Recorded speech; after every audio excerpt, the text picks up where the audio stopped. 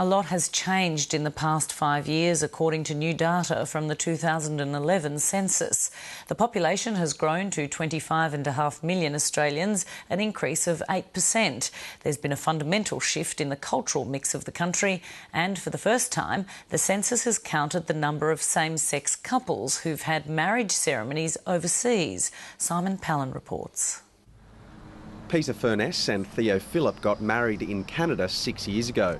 And while gay marriage isn't legal in Australia, they now take some satisfaction in at least being officially recognised here as a married couple. The latest census has counted the number of same-sex married couples at more than 1,300. Now that we're officially on the record somewhere, it makes it much more difficult for certain politicians to pretend we don't exist and that we're not there.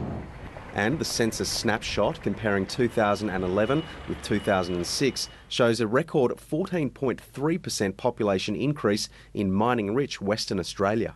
Traditionally, we associate rural, remote areas with population decline, and the Western Australian trend is right in the face of that. Here is a city and a state bursting at its seams, and it still probably doesn't have sufficient labour to meet the demands of the resources boom. There's also been a 20.5% lift in the number of Australians identifying themselves as Aboriginal or Torres Strait Islander. Quite a phenomenal shift in the number of people identifying as Indigenous in Australia.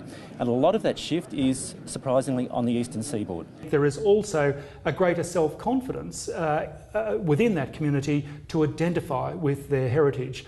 Over the 5-year period, there's also been a 100% increase in Indian-born Australians and a 54% jump in those who were born in China.